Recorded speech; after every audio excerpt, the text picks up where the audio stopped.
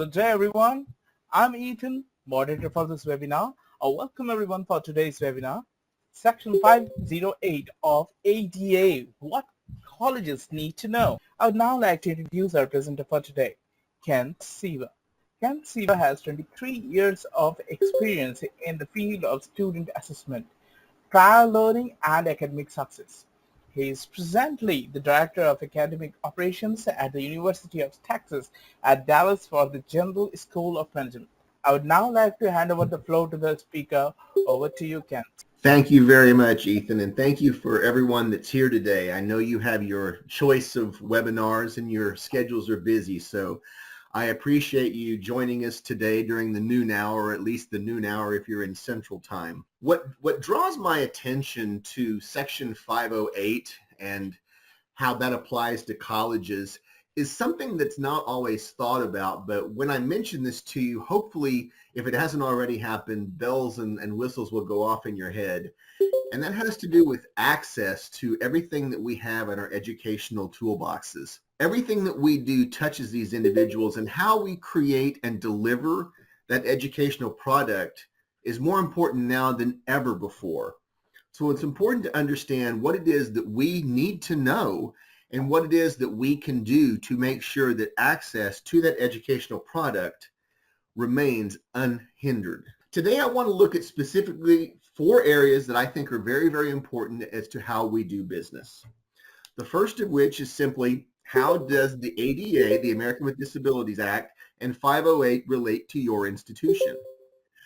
After that, I want to realize the benefits that accompany the upcoming changes that are happening to Section 508. After that, understand how 508 can serve as a roadmap for all colleges and universities for the simple reason that I mentioned in the very beginning. We all touch our students in an online environment, whether we teach online or not. And lastly, discuss how to implement responsible accommodations for students who require a little something different in the way that they process and take in our educational product. Now, ladies and gentlemen, it's time to understand that 508 and the ADA, while different, do have certain things in common. As a lot of us know, ADA is designed to protect the civil rights of persons with disabilities. Now remember, everyone, that both Sections 508 of the Rehabilitation Act, that I will refer to as 508 going forward, and Title III of ADA, those are a group of laws to make sure that every individual, information made available, but to sensory disabilities. And that's something that we don't always hear and we don't always think about. Now, as we mentioned, Section 508 is a section of the Rehabilitation Act that mandates that federal agencies acquire, maintain, and use these information communications technologies that people with disabilities can access. It is technically limited to the federal sector. What we see on the screen right now, everyone, is the latest list of the states in red where they have individual accessibility laws that specifically reference Section 508. Specifically, when you're dealing with web content, you're looking at Web Content Accessibility Guidelines, or what we call the WCAG. The Accessibility Content Guidelines have 3 specific tiers. You have Level A, AA, and AAA. Now, I want to talk about some changes that are due to come out in April of 2023 that affect all 3 areas, but also are probably going to affect all institutions. The first change, everyone, is called Level A Consistent Help. As I was saying, redundant entry. Provide users with an option to either previously fill the details or auto-populate the details. Now, there are going to be some exceptions. Section AA has to do with more physical actions such as dragging movements, more mouse, more navigational issues. Now, the success criteria is to help users carry out dragging, what we call dragging functionalities. Enhanced accessible authentication. Sorry, stuttering myself today. AAA, the highest level of access. Section 508 and best practices in online teaching, they come together by utilizing universal design. Ladies and gentlemen, what you see on the screen right now is an example of a universal design 508 compliance checklist for faculty. And we see the benefits of 508, but more importantly, our students receive the benefits and see the benefits of 508. Online recruiting through e-recruiting refers to the practice of using technology, specifically those web-based resources, for tasks involved in finding, attracting, assessing, interviewing, basically looking for new personnel. In terms of the benefits of 508 compliance, Southwestern College in California has a great system of accessibility training.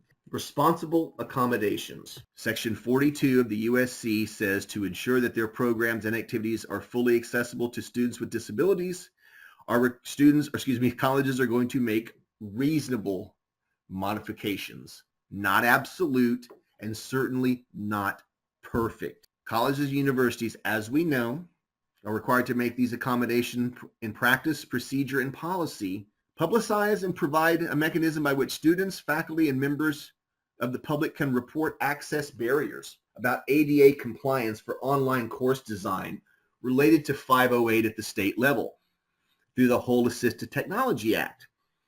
On the left, you see assistive technology limitations, and there's a list of them. All of these is either a problem or it can be cumbersome. Look at the solution. Cheryl also went on to state the benefits of accessible design for individuals without disabilities.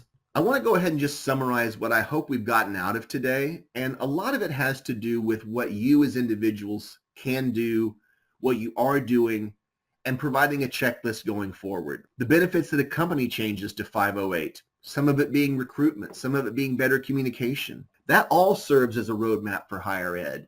What we can do differently, what we can do better to meet the ever-changing needs of our constituents. How we as higher educational professionals can implement these accommodations in a reasonable manner. I want to take this opportunity to thank everyone today. I want to thank Ethan. I want to thank the audience. I hope you've learned what you as individual institutions can do, and not everything has to be done immediately. Not everything has to be done by spending a lot of money. It does have to be done to meet the needs of your students that you have now and that you're going to have in the future. Accessibility is the most important thing in education. Everyone, thank you very much, and that concludes this presentation. Those of you who were here today are learning new things about how to do that, and we're learning this all the time. Thank you all very much, and have a wonderful rest of your day. Thanks, Ken. That does conclude the session for today.